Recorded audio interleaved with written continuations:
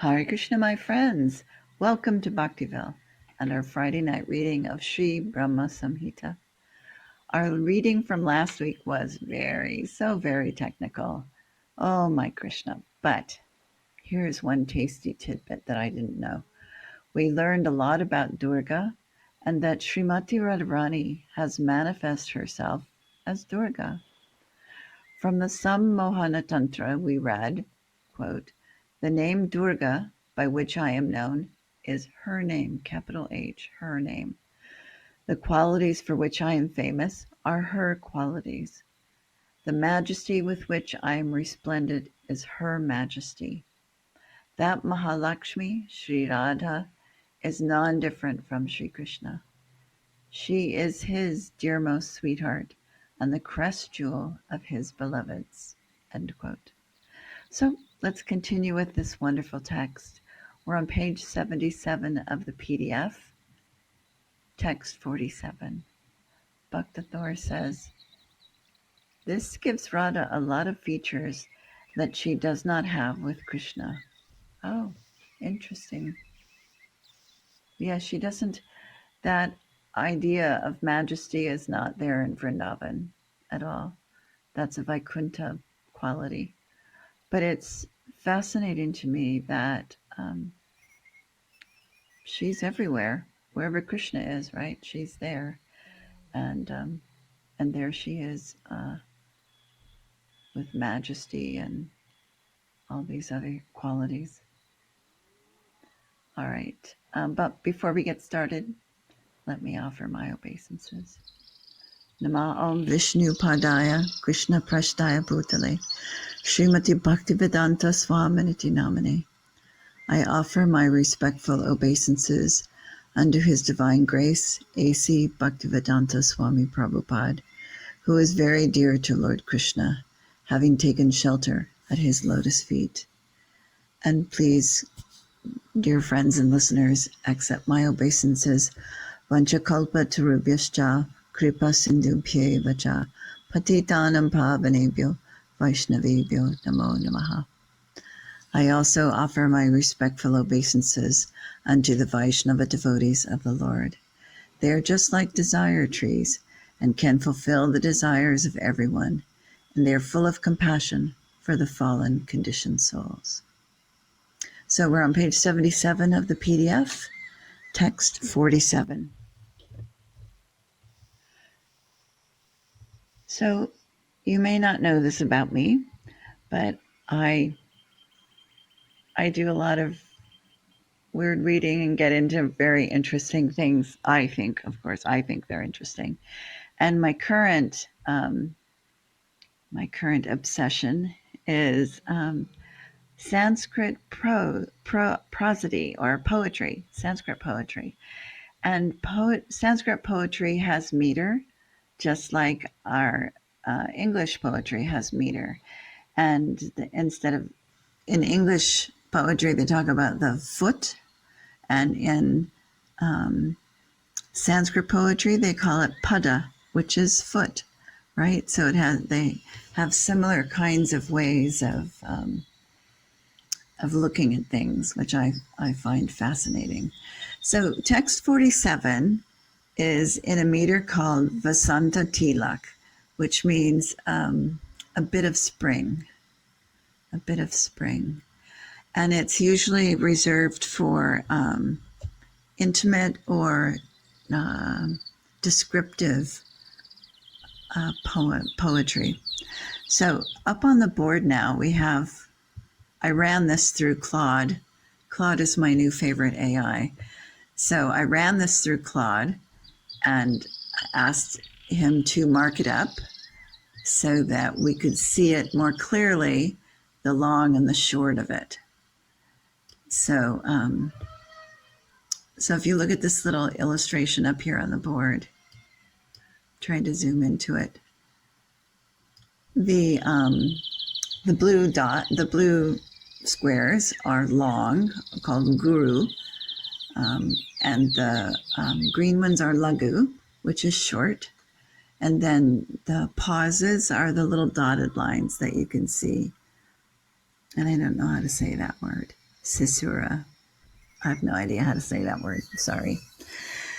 So, pause. It just means pause. So, this verse would, so that, sorry to sound a little disjointed. So the guru is just a tick longer than the lagu. So ya, sa, rana, sa, va, ja, laba, ja, ti, smayoga. Okay, so that's what it's going to sound. I mean, that's what the meter would be like. We did a little bit of this yesterday and had some technical problems. I was the technical problem, and Bhakta Thor said he doesn't know of anyone who talks like this, and I don't think the devotee community knows too much about Sanskrit poetry. 50 years, I had no idea. But the people who do know would say it like this. And I think that you could find someone who was chanting the Brahma Samhita with the correct meter, with the long and short of it all. So I forgot to bring this one up on my computer. So hang on just a moment while I look for this. All right. So, so I'm going to read directly from this little chart instead of reading from the text. Oh, one thing I wanted to say: the last two syllables are yoga, and you can see in the text that the O, is always considered guru, but the ga is not. It's a short A, but it's still given that long stress. So it's not always indicated by the word itself. Sometimes it has to be given. You have to give it over to the meter of the verse, just like a limerick. You know, we don't talk like that, but when we say a limerick, there once was a man from that. You know, we say it like that in this sing-songy way. So this is the same, except it's sing-songy Sanskrit. All right. So I'm just going to go through this, and feel free to try it with me. All right. It's an interesting exercise. Ya ka ranar nava jale bajati smayoga. Did one. Nidram manantaja gadan dasaro makupaha. Ada rashak timava yam byaparam swamurtim. And this line we know, and let's see how we're used to saying it and how it falls into this meter.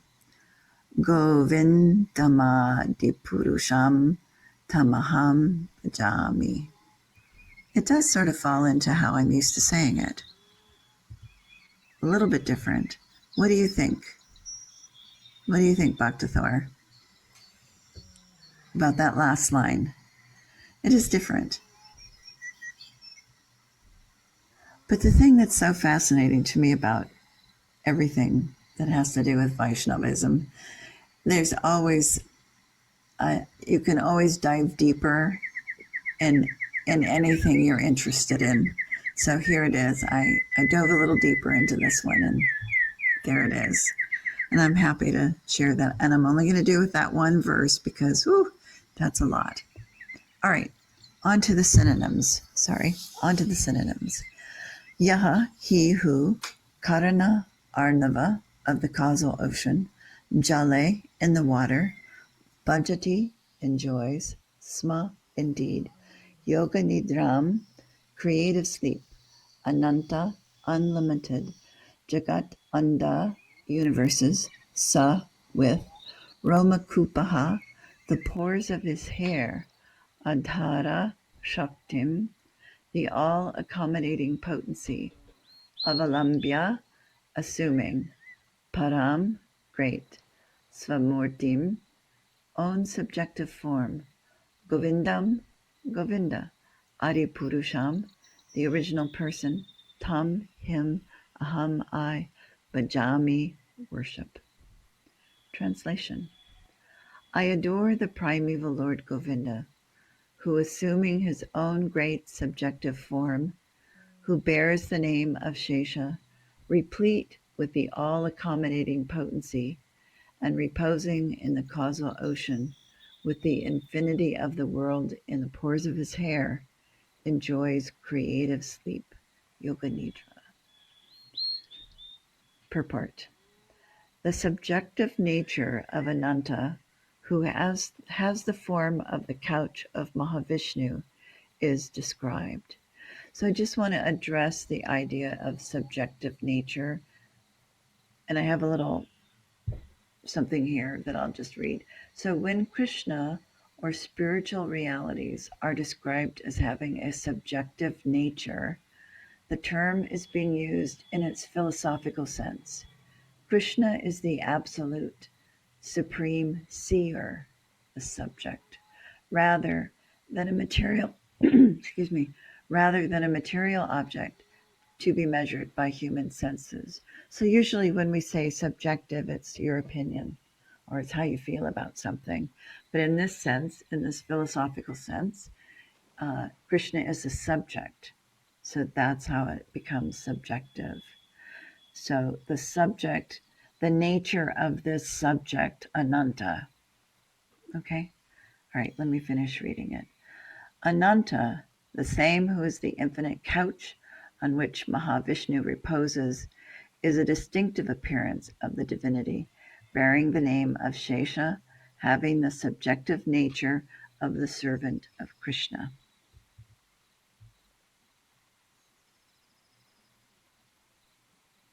Bhaktathoram, sorry, I didn't see this note.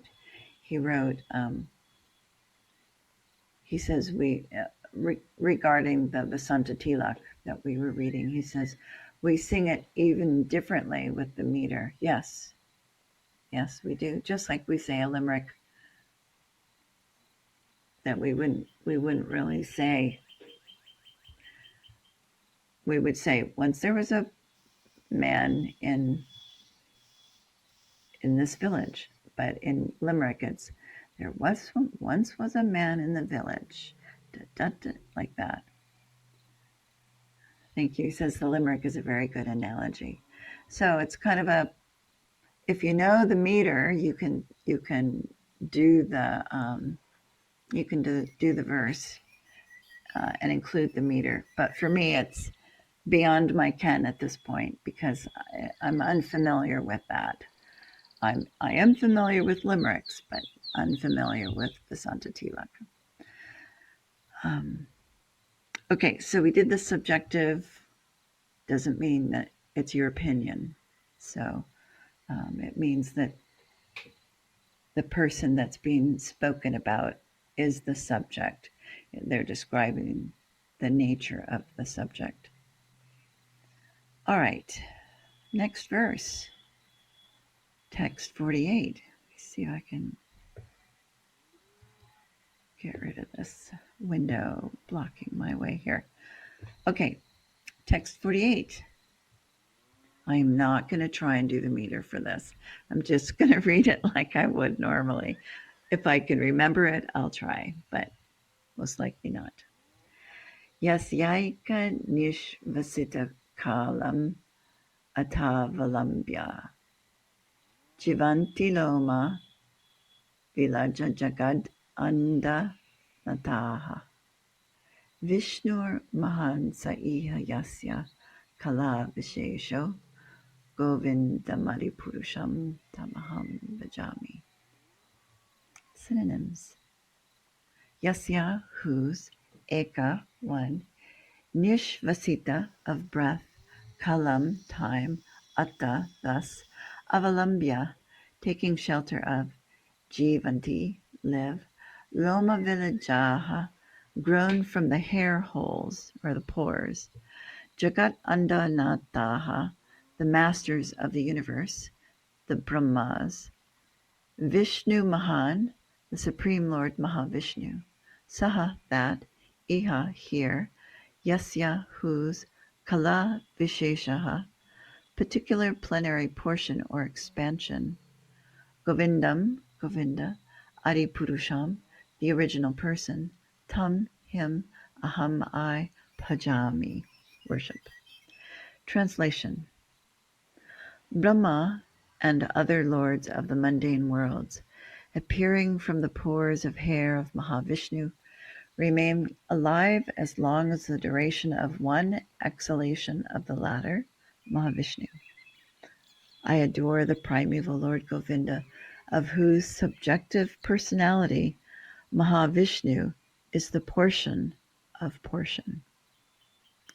So let me go back and tease out some information in this translation. So the other lords are the demigods, Maya Devi, Lord Shiva, Lord Vishnu.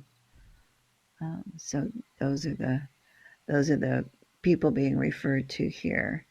And this idea of the worlds appearing from the pores of Mahavishnu is how the cosmology is explained for each universe.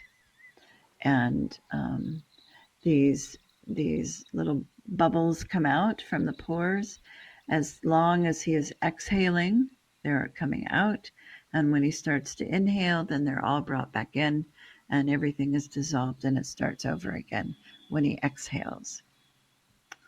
So, purport.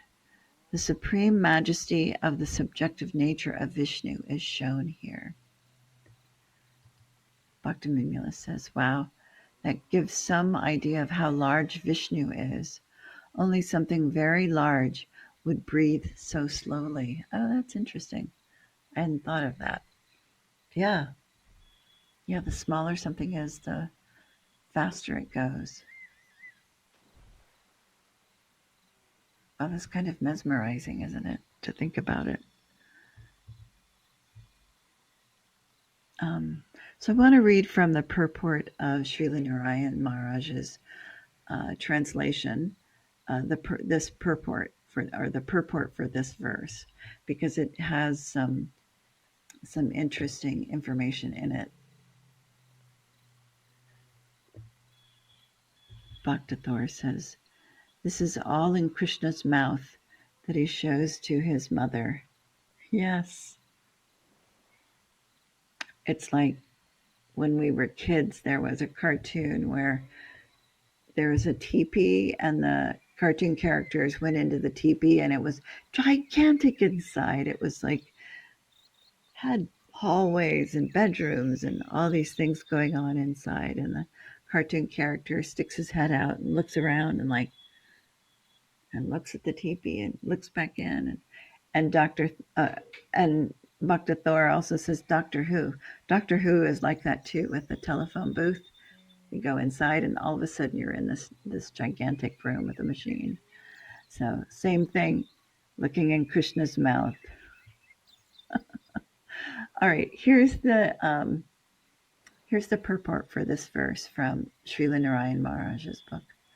Mahavishnu, who has been mentioned in the discussion of avatars, is Sri Govinda's avatar and is a portion of a plenary portion of his plenary portion. He is the protector of all the universes, and although he assists Garbhodakashaya Vishnu in the form of Mahabrahma or Hiranyagarbha Prajapati, his son, Mahavishnu is non-different from Garbhodakashaya Vishnu.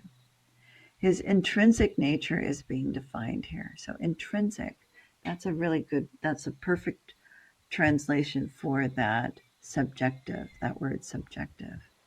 His intrinsic nature is being defined in this verse. Headed by Brahma, countless masters of the individual universes become manifest from the hair pores of Mahavishnu's skin and remain alive only for the duration of one of his breaths. Bhaktathor says something. Dharma is like intrinsic. Yes, Dharma is also like intrinsic. It's a good word. The purport is about remaining alive only for the duration of one breath. The purport is that Vishnu, the maintainer, Brahma, the creator, and Shiva, the destroyer, are manifest within this universe, and they remain situated in their respective jurisdictions of authority, absorbed in their prescribed duties. After that, they again enter Mahavishnu at the time of his inhalation. That Mahavishnu is a portion of a plenary portion of Sri Govinda's plenary portion. And then the tagline for this is, the immense majestic opulence of Vishnu Tattva has been illustrated in this verse. Yes, it's hypnotizing. When you mentioned about his breath, I was really just hypnotized by that. Fascinating. All right. Questions? Comments? Nope. Okay. Text 49. Sanskrit. Basvan yatashma shakaleshu nijeshu teja. Sviyam kriyat prakatayatyapi tatvad atra. Brahma ya esha jagad anda vidhana karta. Govindam Aripurusham Tamaham Bhajami. Synonyms. Bhasvan, the illuminating sun. Yata, as. Ashma Shakaleshu, in various types of precious stones. Nijeshu, his own. Tejaha, brilliance. Sviyam, his own. Kiyat, to some extent. Prakatayati, manifests. Api, also. Tadvat, similarly. Atra, here. Brahma, Lord Brahma. Yaha, who. Eshaha, he. Jagat, anda vidhana karta, the chief of the universe. Govindam, Govinda. Adi Purusham, the original person. Tam, him. Aham, I. Bhajami, worship. Translation. I adore the primeval Lord Govinda, from whom the separated subjective portion Brahma receives his power for the regulation of the mundane world, just as the sun manifests some portion of his own light in all the effulgent gems that bear the names of Suryakanta, etc. Purport. Brahma is two types. In certain kalpas, or that cycle of inhalation and exhalation, when the potency of the Supreme Lord infuses himself in an eligible jiva, the latter acts in the office of Brahma and creates the universe. So if you wanted to be Brahma, get on it right now. You have to become eligible and you rise to the top of the list, and you can be Brahma, who creates the universe and makes kangaroos and pandas. You'd be the person who would do all that stuff. So Bhakta Thor says, one of the devotees in our group wants to be a demigod. Well, he better get on it. You have to be very highly qualified for that job, any of those jobs. You get a corner office and everything. So you got to work on it. So anyway, eligible jiva. So in those kalpas, when no eligible jiva is available, after the Brahma of the previous kalpa is liberated, Krishna, by the process of allotment of his own potency, creates the Brahma who has the nature of the avatara, descent of the divinity, in the active mundane principle, Rajaguna. So when there's no eligible jiva to do the job, no one's chanted their rounds and worked on all those things, there's nobody available, then Krishna does it himself. He becomes Brahma. All right, back to the text. The divine nature is present in a greater measure in Shambhu than in Brahma. The fundamental significance of the above is that the aggregate of 50 attributes belonging to the jiva are present in a fuller measure in Brahma, who possesses in a lesser degree 5 more attributes which are not found in jivas. But in Shambhu, both the 50 attributes of jivas as also the 5 additional attributes found in Brahma are present in even greater measures than in Brahma. So we talked about these different qualities that are present in the jiva, and then additional in Shambhu, 64. There you go. And then, of course, Krishna has some that are not available for jivas. Only Krishna has those things. So, Nectar of Devotion, or Bhakti Rasamrita Rita Sindhu, elucidates all those qualities. Text 50. I'll recite the Sanskrit, and I invite you to try it at home.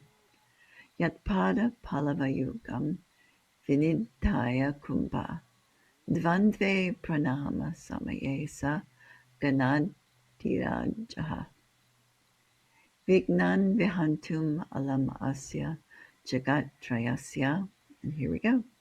Govindam Adipurusham Tamaham Bhajami. Synonyms. Yat, whose, Padapallava, lotus feet, Yogam, 2, Vinidhaya, having held, Kumbhadvandve, upon the pair of tumuli. I had to look that one up. I had no idea what that word even was, but it's tumuli. Pranama Samaye, at the time of offering obeisances, Saha, he, Gana Adirajaha, Ganesha, Vignan, obstacles, Vihantum, to destroy, Alam, capable, Asya, of these, Jagat Trayasya, 3 worlds, Govindam, Govinda, Adi Purusham, the original person, Tam, him, Aham, I, Pajami, worship. Translation. I adore the primeval Lord Govinda, whose lotus feet are always held by Ganesha upon the pair of tumuli, his large brow, protruding from his elephant head in order to obtain power for his function of destroying all the obstacles on the path of progress of the 3 worlds. Purport. So you all know who Ganesha is, right? Ganesha is the half human, half elephant. Dr. Thor, do you know the story of Ganesh?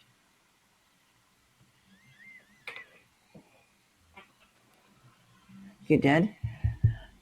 Okay, so the story of Ganesh is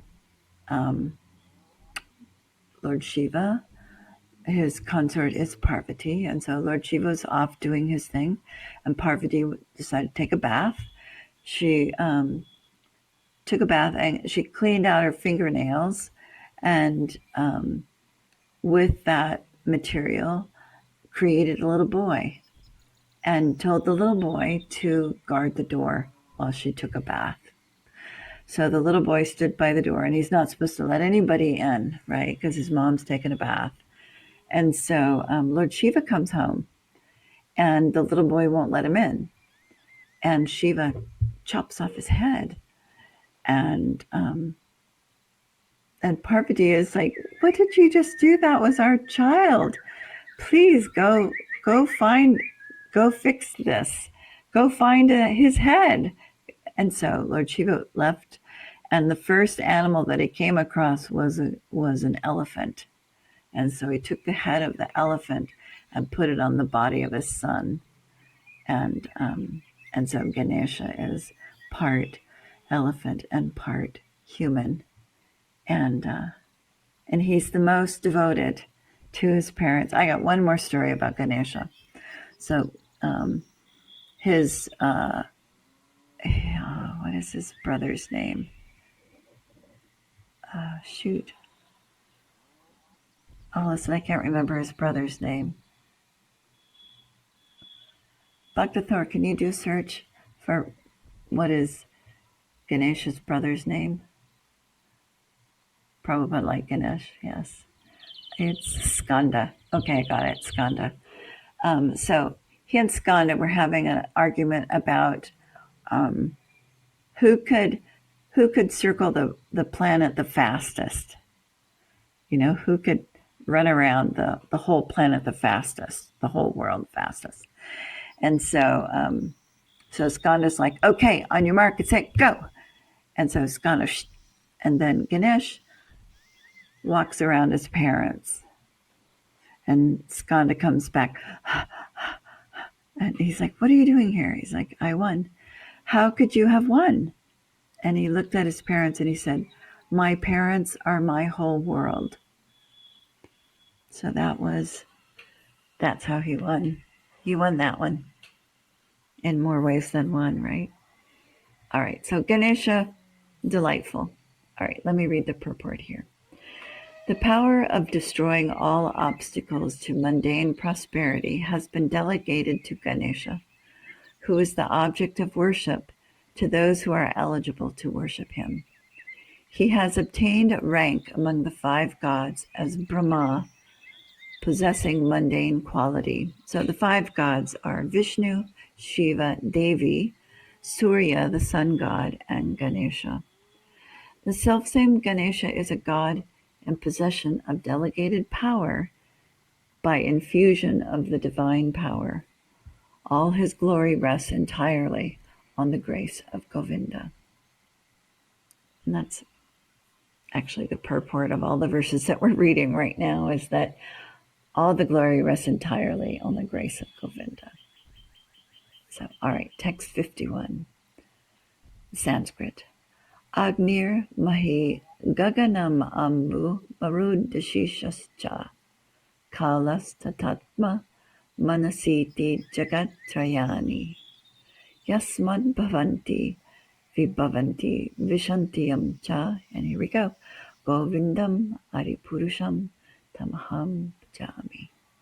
Synonyms: Agnihi, fire; Mahi, earth; Gaganam, ether; Ambu, water; Marut, air; Dishaha, directions; Cha, also; Kalaha, time; Tata, as well; Atma, soul; Manasi, and mind; Iti, thus; Jagat Trayani, the 3 worlds; Yasmat, from whom; Bhavanti, they originate; Vibhavanti, they exist; Vishanti, they enter; Yam, whom; Cha, also; Govindam, Govinda; Adi Purusham, the original person; Tam, him; Aham, I; Bhajami, worship. Translation. The 3 worlds are composed of 9 elements, namely fire, earth, ether, water, air, direction, time, soul, and mind. I adore the primeval Lord Govinda, from whom they originate, in whom they exist, and into whom they enter at the time of universal cataclysm. Purport. There is nothing in the 3 worlds save the 5 elements, 10 quarters. So I'll finish the sentence first. 10 quarters, time, jiva, soul, and the mental principle allied with the subtle body, consisting of mind, intelligence, and ego of conditioned souls. So the 10 quarters are the 10 directions. So if you imagine a compass rose, the 4 directions, and then the directions in between the principal directions. So we've got 4, and now we've got 4 more, we've got 8, and then up and down, 9 and 10. So those are the 10 quarters, or the 10 directions. Well, let me continue with the purport. The elevationists, the karmis, make their offerings in sacrifice in the fire. Conditioned souls know nothing beyond this perceptible world of 9 elements. The jiva is the self-same soul whose ecstatic delight the joyless liberationists, the jnanis, aspire after. Both the principles that are respectively depicted as Atma and Prakriti by the system of Sankhya are included in the above. And we're reading about Sankhya right now in our Bhagavad Gita reading, chapter 6. We're reading about that. Back to the purport. In other words, all the principles that have been enunciated by all the speculative philosophers, the Tattvavadis, are included in these 9 elements. Sri Govinda is the source of the appearance, continuance, and subsistence of all these principles. Of course he is, right? Hang on. Sorry, I needed a little water there. All right, text 52. There's a typo in the Sanskrit in the 3rd line, the first word. I don't know, it just doesn't look, it should be yasya jnaya. So just make a note of that. All right, Sanskrit. Yat chakshur esha savita sakala grahanam raja samasta sura murtir ashesha tejaha yasya jnaya brahmati sambritta kala chakra govindam adi purusham tamaham bhajami. Synonyms. Yet of whom chakshuhu, the eye, eshaha, the, savita, sun, sakala grahanam, of all the planets, raja, the king, samastasura, of all the demigods, murtihi, the image, ashesha tejaha, full of infinite effulgence, yasya, of whom, ajnaya, by the order, Brahmati performs his journey, Samprita, complete, Kala Chakraha, the wheel of time, Govindam, Govinda, Adi Purusham, the original person, Tam, him, Aham, I, Bhajami, worship. Translation. The sun, who is the king of all the planets, full of infinite effulgence, the image of the good soul, is as the eye of the world. I adore the primeval Lord Govinda, in pursuance of whose order the sun performs his journey, mounting the wheel of time. Another great poetical verse. Purport. Certain professors of the Vedic religion worship the sun as Brahman.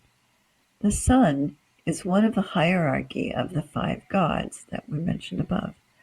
Some people target in heat the source of this world and therefore designate the sun, the only location of heat, as the root cause of this world.